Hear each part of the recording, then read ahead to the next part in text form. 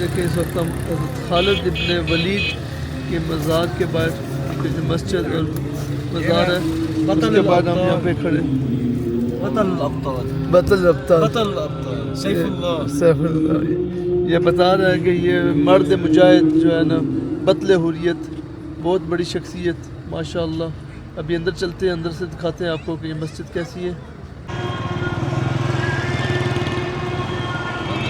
حضرت خالد بن ولید کے مزار کے باہر یہ آپ دیکھ سکتے ہیں کہ کتنی ڈیوسٹیٹڈ اور کتنی مطلب دل سوز قسم کی حالت ہے. یہاں پہ یہ بالکل ختم ہوئی ہوئی عمارتیں اور لگتا ہے یہ بھی جو مزار ہے اس کو ریسٹور انہوں نے کیا ہے.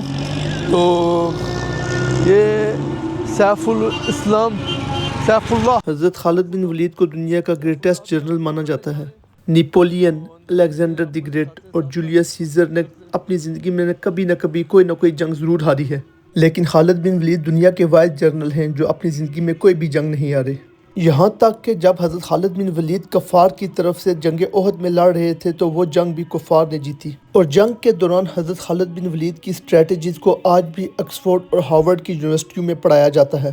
حضرت خالد بن ولید کی جنگی اسٹریٹجیز کیسی تھی، آئیں اس کو سمجھتے ہیں. خلیفہ اول حضرت ابو بکر صدیق کے حکم پر حضرت خالد بن ولید نے پرشین امپائر پر حملہ کیا. حضرت خالد بن ولید نے 18,000 کی فوج کے ساتھ 40,000 کے لشکر کو بڑی آسانی سے فتح کر دیا. اس فتح نے مسلمانوں کو جزیرہ نما عرب سے نکال کر ایک نئی سپر پاور کے طور پر متعارف کروایا. جب شاہ فارس کسریٰ کو معلوم پڑا کہ اس کی فوج نے شکست فاش کھائی ہے تو اس نے ایک بہت بڑا لشکر تیار کیا اور اس کو حضرت خالد بن ولید کی طرف روانہ کیا. حضرت خالد بن ولید کی ایک اسٹریٹجی تو یہ ہوتی تھی کہ وہ جس علاقے کو بھی فتح کرتے تھے وہاں پر سپائز کا ایک جال بکھیر دیتے تھے تاکہ دشمن کی ہر چال سے باخبر رہا جائے. حضرت خالد بن ولید کو جب معلوم پڑا کہ ایک بہت بڑا لشکر ان سے جنگ کے لیے آ رہا ہے تو انہوں نے اپنی آرمی کو اس کی طرف روانہ کیا. شروع میں گمسان کی جنگ ہوئی. جب مسلمانوں نے دیکھا کہ اہل فارس کا پلڑا باری ہے تو مسلمانوں کی فوج مختلف گروہوں میں مختلف ڈائریکشنز میں بھاگنا شروع ہو گئی. بیسیکلی یہ حضرت خالد بن ولید کی ایک جنگی اسٹریٹجی تھی. انہوں نے دشمن کی بڑی فوج کو مختلف حصوں میں تقسیم کر دیا تھا تاکہ ان کے ساتھ آسانی سے لڑائی کی جائے اور ان پر فتح حاصل کی جائے. حضرت خالد بن ولید کی یہ اسٹریٹجی کام کر گئی اور انہوں نے اہل فارس کو شکست فاش دی. اس طریقے سے اہل فارس نے دوسری بڑی جنگ بھی ہار دی. عام طور پر مفتوحہ علاقوں میں قتل و غارت، لوٹ مار اور ریپ جیسے واقعات ایک نارمل سی بات ہے. حضرت خالد بن ولید نے جن علاقوں کو فتح کیا نہ تو ان میں لوٹ مار کی، نہ قتل و غارت کیا اور نہ ریپ جیسے واقعات رپورٹ ہوئے. ان کے اس بیہیویئر سے آتش پرست بہت متاثر ہوئے اور لوگ جوک در جوک اسلام قبول کرنا شروع ہو گئے. مسلمانوں نے سب سے پہلے جو نظام متعارف کروایا وہ جسٹس کا نظام تھا. حضرت خالد بن ولید نے جلیل القدر صحابہ کو وہاں پر جسٹس اور ججز کے عہدوں پر فائز کیا اور غیر مسلم کو اپنا ریلیجن پریکٹس کرنے کی مکمل آزادی دی گئی. حضرت خالد بن ولید کی بیک فٹ اسٹریٹجی بہت مشہور تھی. جب گھی سیدھی انگلی سے نہ نکلے تو ٹیری کرنی پڑتی ہے. پرانے دور میں قطاریں بنا کر جنگ کی جاتی تھی. جب جنگ کا خاطر خواہ رزلٹ نہ نکلے تو حضرت خالد بن ولید اپنی فوج کو پیچھے لے جاتے تھے، ایسے جیسے کہ ایک دائرے کی شکل میں دوسری فوج کا محاصرہ کر کے اس کو اپنے دائرے کے اندر لے آ کر اس کے اوپر حملہ کرتے تھے. اس وقت ہم حضرت خالد بن ولید کے مزار اور مسجد کے اندر آ چکے ہیں. آج جمعے کا دن ہے اس لیے یہاں پر اتنا زیادہ رش ہے. جو ہی آپ مسجد کے اندر داخل ہوتے ہیں تو رائٹ سائڈ پر حضرت خالد بن ولید اور ان کے بیٹے کا مزار ہے. السلام علیکم ورحمۃ اللہ وبرکاتہ. یا سیف اللہ یا سیف المسلول یا حضرت خالد ابن ولید.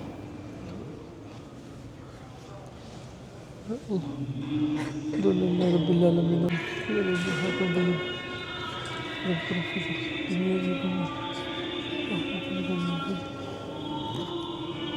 بہت ہی خوبصورت مسجد ماشاءاللہ بنائی گئی ہے. آپ اس کا دیکھ سکتے ہیں ڈوم گنبد دیکھ سکتے ہیں ماشاءاللہ.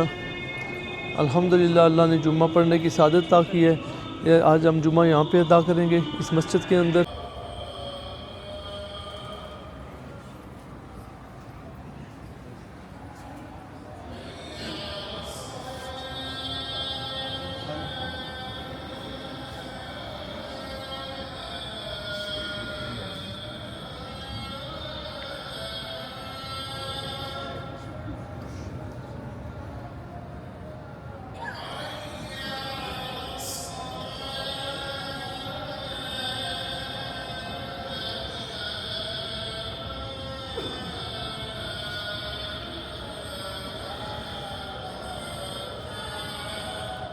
حضرت خالد بن ولید فارس میں مسلسل فتوحات حاصل کر رہے تھے۔ اس دوران حضرت ابو بکر صدیق نے حضرت ابو عبیدہ بن جراح کی قیادت میں ایک لشکر روم کی طرف روانہ کیا۔ روم اس وقت کی سپر پاور تھی۔ روم کے بادشاہ قیصر نے ایک بہت بڑے لشکر کو مسلمانوں کے خلاف روانہ کیا۔ ابتدا میں حضرت ابو عبیدہ بن جراح کو کچھ شکست کا سامنا کرنا پڑا۔ حضرت ابو بکر صدیق نے حضرت خالد بن ولید کو حکم دیا کہ وہ فارس کے محاذ کو چھوڑ کر روم کی طرف روانہ ہوں۔ حضرت خالد بن ولید کے آتے ہی مسلمانوں نے فتوحات کا سلسلہ جاری کر دیا اور کرتے کرتے حضرت خالد بن ولید نے دمشق فتح کر لیا، جبکہ دوسری طرف فارس میں مسلمانوں کو شکست کا سامنا کرنا پڑا۔ اس وقت اسلامی لشکر میں یہ تاثر پیدا ہو گیا کہ جس جنگ میں بھی حضرت خالد بن ولید شرکت کریں گے وہ ہمیشہ جیتے گی۔ حضرت خالد بن ولید کی شجاعت اور بہادری کی کہانیاں نہ صرف مسلمان لشکر میں بلکہ روم اور فارس کے لشکروں میں بھی مشہور ہو گئیں۔ رومیوں میں یہ بات مشہور تھی کہ ایک تلوار آسمان سے اللہ کی طرف سے نازل ہوئی جو کہ حضرت خالد بن ولید کے پاس ہے، اس لیے ان کو سیف اللہ کہا جاتا ہے اور وہ ہر جنگ جیتتے ہیں۔ باہر یہ نماز استسقاء پڑھی جا رہی ہے بارش کے لیے، یہ سارے لوگ پڑھے ہیں کیونکہ بارش نہیں ہوئی کافی عرصے سے یہاں پہ شام کے اندر۔ آپ کو میں دکھاتا ہوں یہ جتنے بھی آپ دیکھ سکتے ہیں، یہ جتنے بھی مکانات ہیں، دیکھیں پوری زندگی لگا کے انسان اپنا مکان بناتا ہے اور انہوں نے اس کو کچھ منٹوں میں کارپٹ بمنگ کر کے سب کچھ تباہ و برباد کر دیا۔ سارے کے سارے مکان جو دیکھیں بہت مطلب کہ دل دہلا دینے والا یہ ایک منظر ہے، اور دکھ ہوتا ہے انسان کو کہ کس طریقے نہ رہنے کے لیے گھر ہے، نہ کھانے کے لیے کوئی چیز ہے ان کے پاس، اور وہ بھیک مانگنے پر مجبور ہو گئے۔ اب دیکھیں یہ کیا حشر ہے، اگر آپ کو کیمرے کی آنکھ سے آپ دیکھ سکتے ہیں کہ آپ خود سوچیں گے آپ گھر میں بیٹھے ہیں اور کارپٹ بمنگ شروع ہو جائے، آپ کے گھروں کو تباہ کیا جائے، آپ کے رشتہ دار فوت ہو جائے تو کیا انسان کے اوپر بیتے گی۔ اور بہت اس علاقے میں خاص کر حمص کا جو علاقہ ہے اور حلب کا، یہ جو ان علاقوں کو بالکل انہوں نے تباہ و برباد کر دیا ہے۔ یہاں کے دل جو ہے نا بڑا اداس ہو گیا ہے، تو ان کے لیے ہم دعا کرتے ہیں اللہ تعالیٰ اس بلاد شام کو اپنی رحمتوں برکتوں سے نوازے اور دنیا کے اندر امن امان قائم ہو۔ اللہ تعالیٰ سب کو اپنی حفاظت میں رکھے۔ نماز استسقاء پڑھی ہے مسجد کے اندر اور یہاں پہ بڑی شدید بارش ہوئی ہے تھوڑی سی دیر کے اندر ہی، ماشاءاللہ پہلی بار دیکھا یہاں پہ بارش نہیں ہو رہی تھی کافی دنوں سے، تو نماز کے فوراً بعد جو ہے نا بڑی شدید بارش ہوئی ہے ماشاءاللہ، لا حول ولا قوت الا باللہ۔ اس وقت میں موجود ہوں حلب کے اندر، اور یہ میرے پیچھے موجود ہے اموی مسجد جہاں پہ حضرت زکریہ علیہ السلام کا مزار ہے جو کہ اللہ کے نبی تھے اور حضرت یحییٰ علیہ السلام کے والد گرامی تھے۔ شکراً جزیلاً، جزاک اللہ خیرہ، اہلاً و سہلاً۔ یہ مسجد جو ہے یہ بند ہوئی ہے، یہاں پہ کام لگا ہوا ہے، اندر نہیں جانے دے رہے تھے تو اس نے ہمیں چھوڑا ہے، بہت اس کی منت سماجت کی ہے۔ میں نے کہا بہت دور سے آئے ہوں، ہم جو ہے نا فرانس سے آئے ہیں، پاکستان سے آئے ہیں، ہمیں جانے دو۔ اور دیکھیں بہت ہی خوبصورت مسجد ہے اور یہ کہتے ہیں رمضان میں کھلے گی، تو چلو اللہ کا کرم ہے، تو الحمدللہ و شکر للہ، لا حول ولا قوت الا باللہ۔ یہ وہ مسجد ہے، اموی مسجد ہے حلب کے اندر۔ حلب جو تھا، حلب کا مطلب ہوتا ہے دودھ۔ یہ حضرت ابراہیم علیہ السلام کے بارے میں کہتے ہیں کہ وہ بکریوں کا دودھ دوتے تھے اور اس علاقے میں آ کے وہ بیچتے تھے، تو اس لیے اس علاقے کو حلب کہتے ہیں۔ اور یہ آپ سامنے دیکھ سکتے ہیں کہ یہ روضہ رسول حضرت زکریہ علیہ السلام، اور ان کے بارے میں یہ کہتے ہیں جی کہ جب یہ ان کے پیچھے ان کی قوم لگی ہے تو انہوں نے ایک درخت سے پناہ مانگی تھی، تو درخت کھل گیا تھا، اس کے اندر انہوں نے پناہ لے لی تھی۔ بعد میں جب ان کی قوم کو پتہ چلا کہ وہ اس کے اندر چھپے ہوئے ہیں، انہوں نے درخت کو کاٹا تھا، پھر حضرت زکریہ علیہ السلام کو 2 حصوں میں تقسیم کر دیا تھا۔ تو دیکھیں کہ انبیاء پر بھی کتنی مشکلیں ہیں، کتنے انہوں نے مشکل اور ٹف ٹائم دیکھیں۔ ادھر قریب چلتے ہیں اس کے پاس کہ یہ ہمیں روکے نا۔ یہ دیکھیں کچھ ڈومز بنے ہوئے ہیں یہاں پہ، باقی ساری طرف یہاں پہ کام چل رہا ہے۔ یہ دیکھیں پیچھے آپ ایک بار پھر دوبارہ ملاحظہ فرمائیں کتنا بڑا اس کا مینار ہے، اور یہ ساری مسجد جہاں پہ کام لگا ہوا ہے، اور یہ ہم موجود ہیں حضرت زکریہ علیہ السلام کے مزار کے اوپر۔ یہ بند ہے، دیکھیں اس کے آگے پتھر پڑا ہوا ہے، یہاں پہ پتھر ہے، اس کو انہوں نے بند کیا ہوا ہے۔ مکلف ادخل، وہ کہتے جا سکتے ہیں۔ ابھی دیکھتے، بسم اللہ، اس کو میں پیچھے کرتا ہوں۔ ماشاءاللہ، اوکے، بسم اللہ الرحمن الرحیم۔ السلام علیکم یا نبی اللہ یا زکریا علیہ السلام، اللہم صلی علی محمد وعلی آل محمد وبارک وسلم۔ الفاتحہ۔ الحمدللہ و شکر للہ۔ اللہ کا جتنا شکر ادا کروں کم ہے۔ یہ بہت بڑھاپے میں پہنچ گئے تھے اور ان کے گھر اولاد نہیں تھی، اور یہ حضرت مریم علیہ السلام کے کمرے میں ایک بار گئے تو یہ ان کے ماموں تھے یا کچھ ان کے رشتے میں تھے، تو انہوں نے دیکھا کہ وہاں پہ طرح طرح کے موسم میں بے موسم پھل پڑے۔ انہوں نے حضرت مریم سے پوچھا کہ یہ کہاں سے آئے، تو انہوں نے بتایا کہ یہ میرا اللہ مجھے کھلاتا ہے۔ تو انہوں نے اس وقت سوچا ہے، انہوں نے دعا کی کہ اگر اللہ ان کو بے موسم پھل دے سکتا ہے تو میری عمر اور بڑھاپے کی اس سٹیج پہ پہنچ چکے تھے کہ جس میں بچے پیدا ہونا بند ہو جاتے ہیں، تو انہیں پھر بھی اللہ سے امید تھی۔ اس سے ہمیں یہ سبق ملتا ہے کہ اللہ سے پہ امید کبھی بھی چھوڑنی نہیں چاہیے۔ آپ اللہ پہ امید رکھیں گے، اللہ تعالیٰ آپ کو وہاں سے بھی عطا کرے گا جہاں سے آپ کا وہم و گمان بھی نہیں ہوگا۔ یہی انہوں نے اس وقت دعا کی، ربی لا تذرنی فردا انت خیر الوارثین۔ تو اس دعا کی برکت سے اللہ نے ان کے گھر بڑھاپے میں بیٹا عطا کیا جو کہ حضرت یحییٰ علیہ السلام تھے۔ پھر حضرت یحییٰ علیہ السلام کے بعد حضرت عیسیٰ علیہ السلام آئے، اور حضرت عیسیٰ علیہ السلام کے بعد پیارے نبی صلی اللہ علیہ وآلہ وسلم کا ظہور ہوا، وہ اس دنیا پر آئے۔ یہ مزید آپ کو دکھا دوں، آپ یہ والی ویڈیو آپ کو کہیں اور کسی جگہ پہ نہیں ملے گی، نہ انٹرنیٹ پہ ملے گی۔ یہ اندر کے مناظر ہیں، مسجد میں رینوویشن کا کام ہو رہا ہے، کرین لگی ہوئی ہے، یہ مینار آپ دیکھ سکتے ہیں، یہ مورش آرکیٹیکچر آپ اس مزار کے اندر دیکھ سکتے ہیں، اور جو پتھر کا کام ہوا ہے وہ بھی آپ ملاحظہ فرمائیں۔ ایک محراب یہاں پہ بنا ہوا ہے، اور جہاں پہ یہ جو نا قبۃ الصحا کہتے ہیں، جہاں پہ ٹائم کا پتہ لگتا ہے۔ پرانے دور میں یہاں پہ کچھ اس طریقے کا کوئی معاملہ ہوتا تھا کہ وہ روشنی کے ذریعے پتہ چلتا تھا کہ نماز کا کون سا ٹائم ہو چکا ہے۔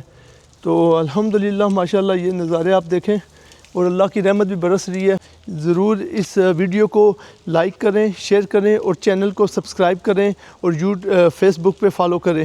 میرے پیچھے آپ یہ قلعہ دیکھ سکتے ہیں، حلب کا قلعہ بڑا تاریخی اہمیت رکھتا ہے۔ آپ کو بتاتا چلوں، یہ آپ اس کے اگر آگے پیچھے دیکھیں تو ایک خندق ہے، یہ دکھائیں ان کو، یہ خندق دکھائیں، یہاں پہ پانی ہوتا تھا اس کی پروٹیکشن کے لیے، اور یہ کافی اونچائی کے اوپر ہے، اور پورا حلب جو ہے نا اس کے اوپر سے نظر آتا ہے۔ پرانے دور میں کچھ اس طریقے سے ہوتا تھا، قلعے کا محاصرہ کیا جاتا تھا، اور 3-4 مہینے کے اندر جو لوگ اندر ہوتے تھے ان کا کھانا پینا ختم ہوتا تھا تو یہ قلعہ فتح ہو جاتا تھا۔ 1000 سال پہلے ایسے ہوتا رہا ہے، لیکن تاریخ میں پہلی بار ایسے ہوا ہے جب بشار الاسد کی رجیم تھی، تو یہ حکومت کے پاس تھا قلعہ، تو انہوں نے اس قلعے کو 5 سال تک کیری کیا ہے، اور یہاں پہ جو نیچے باقی لوگ تھے جو ان کے ساتھ جو لڑائی کر رہے تھے، لیکن انہوں نے وہ اس قلعے کو قبضہ نہیں کر سکے، اس کو فتح نہیں کر سکے۔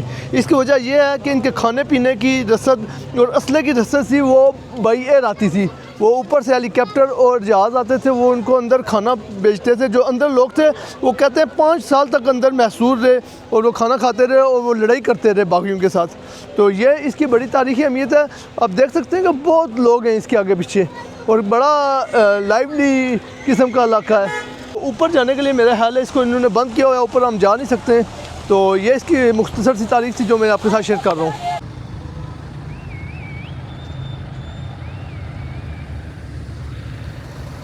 دیکھ سکتے ہیں میرے پیچھے یہ کیا انہوں نے حشر کیا ہے، بشار الاسد رجیم نے سب کچھ تباہ و برباد کر کے رکھ دیا ہے سارا۔ یہ دیکھیں پورا ایک تاریخی شہر، کتنا خوبصورت، اور کتنے کئی 1000 سالوں سے یہ ایگزسٹ کرتا ہے، حلب شہر حضرت ابراہیم علیہ السلام کے زمانے کا۔ اور یہاں پہ دیکھیں کیسے بمباری کر کے مکانوں کو تباہ و برباد کیا ہے۔ قسم سے یہاں آ کے دل بہت دکھا ہے کہ انسان اپنی پوری زندگی لگا کے ایک مکان بناتا ہے، اور اس کو اس طریقے سے 1 منٹ کے اندر تباہ کرنا، یہ مطلب انسانی حرکت نہیں ہے۔ آپ دیکھیں یہ بالکل بنجر ویران پڑے، کیا پتہ یہاں کے جو مکین ہیں وہ یورپ یا کون سے ملک کی گلیوں میں، کیا کسی کیمپ کے اندر وہ ذلیل و خوار ہو رہے ہیں۔ یا آپ دیکھیں اس سائڈ پہ بھی یہ خالی ہے، سب چیزیں یہ خالی ہیں۔ میں آپ کو دکھاتا چلوں، یہ دیکھیں کہ یہ اس گھر میں بھی لوگ رہتے ہوئے ہوں گے۔ یہاں پہ آپ دیکھیں یہ سب کچھ، یہ ایک کنکریٹ کا جنگل بنا ہوا ہے، یہ بالکل ویران پڑا ہے۔ یہاں پہ آ کے بہت دل دکھا ہے۔ انا للہ و انا الیہ راجعون۔ اللہ تعالیٰ سیرین لوگوں کی مدد کرے۔ یہ اشر جو ہے اسرائیل نے غزہ میں کیا ہے، اس نے کارپٹ بمنگ کیا اور لوگوں کے گھروں کو تباہ و برباد کیا ہے، اور بچوں کو، بوڑھوں کو، عورتوں کو مارا ہے، قتل کیا ہے۔ تو یہ پھر آپ کو کہتا ہوں گیم آف پاور، پاور کے پیچھے لوگ پھر نہیں دیکھتے، انہوں نے اپنے اہداف حاصل کرنے ہوتے ہیں اور پھر ان کے راستے میں جو بھی آتا ہے اس کو وہ ملیا میٹ کرتے ہیں اور نیست و نابود کر دیتے ہیں۔ اہلا و سہلا، ما اسمک؟ مصطفى مصطفى، ما اسمك؟ جعفر. جعفر. أنا ملك، أنا في الباكستان. باكستان. باكستان. نحن من حبتان. نعم؟ من حبتان من ادلب. من ادلب. ما شاء اللہ بھائی، ہماری جو عربی ہے وہ ختم ہو گیا، ہم نے تو 4 سوال کیے ہیں بچوں سے۔ بچے یہاں کے بڑے اچھے پیارے، جو بھی جب بھی دیکھتے ہیں تو آ جاتے ہیں کہ پیچھے سلام کرتے ہیں، پوچھتے ہیں آپ کہاں سے آئے، تو اچھا لگتا ہے ایسے۔ اوکے، مع السلامہ۔